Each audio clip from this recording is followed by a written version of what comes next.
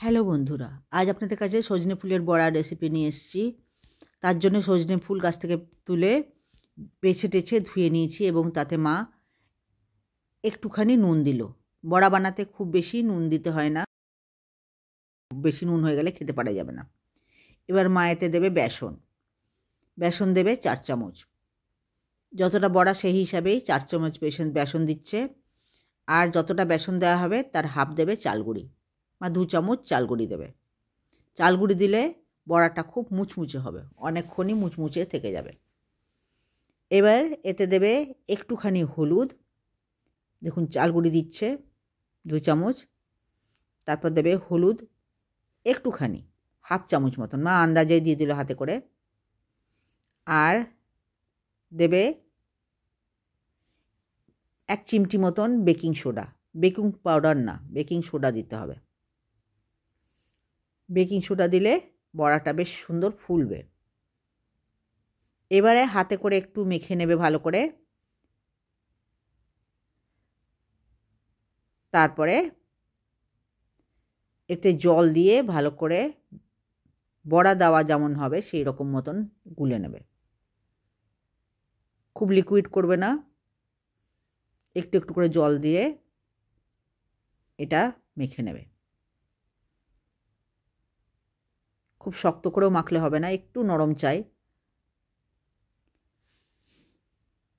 এই বড়া ভাত দিয়েও যেমন সুন্দর লাগে খেতে, ডাল ভাতে, তেমনি শুধুও খেতে ভালো লাগে। আবার আপনারা মুড়ি দিয়েও খেতে ভালো লাগবে, আপনারা মুড়ি দিয়েও খেয়ে দেখতে পারেন।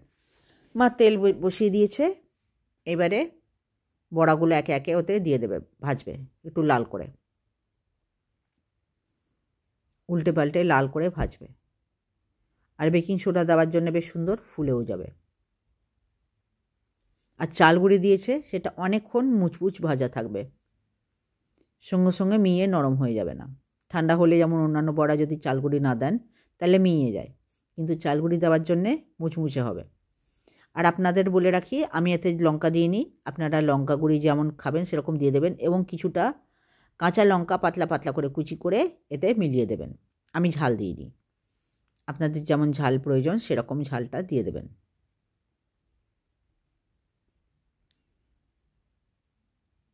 এবারে বড়াগুলোকে বেশ সুন্দর করে উল্টে পাল্টে লাল করে ভেজে নিতে হবে।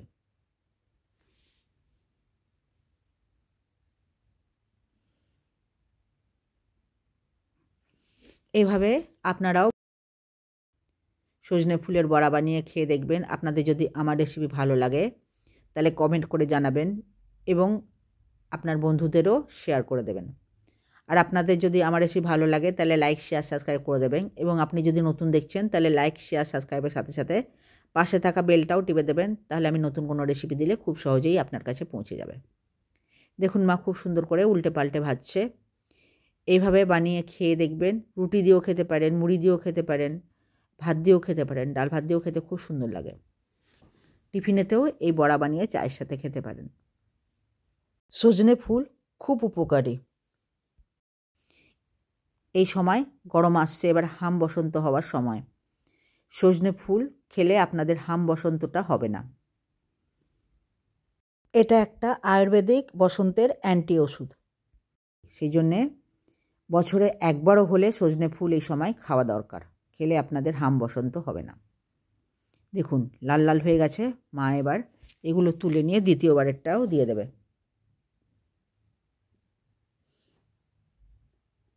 একে একে সব বড়াগুলো এরকম ভেজে নেবে। আপনারাও এরকম করে বানিয়ে খেয়ে আমাকে কমেন্ট করে জানাবেন এবং ভালো লাগলে বন্ধুদেরও শেয়ার করে দেবেন।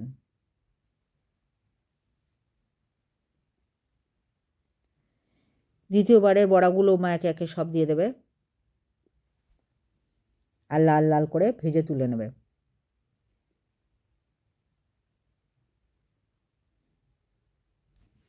আপনারা কে কোথা থেকে দেখছেন আমায় কমেন্ট করে জানাবেন, আমি তাহলে আপনাদের ধন্যবাদ জানাবো।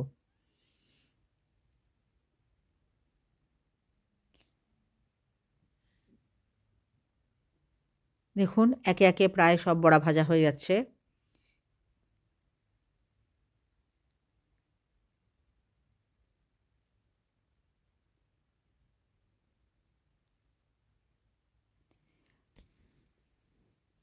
বেশ লাল লাল করে ভাজতে হবে, না তো খেতে ভালো লাগবে না। আপনারা কে কোথা থেকে দেখছেন নিশ্চয়ই করে জানাবেন কেমন লাগলো বড়া ভাজা। সজনে ফুলের বড়া এরকম করে বানিয়ে খেয়ে দেখবেন এবং আমায় কমেন্ট করে জানাবেন। সব বড়াগুলো একে একে ভাজা হয়ে গেল।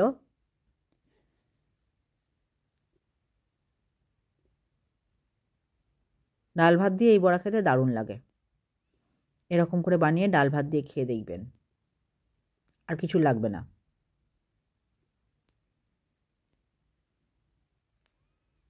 দেখুন একে একে সব বড়াগুলো ভেজে মা তুলে নিল। এইভাবে আপনারাও করে খেয়ে দেখবেন এবং আমায় কমেন্ট করে জানাবেন কেমন লাগলো। ভিডিও দেখার জন্য আপনাদের সবাইকে অনেক অনেক ধন্যবাদ।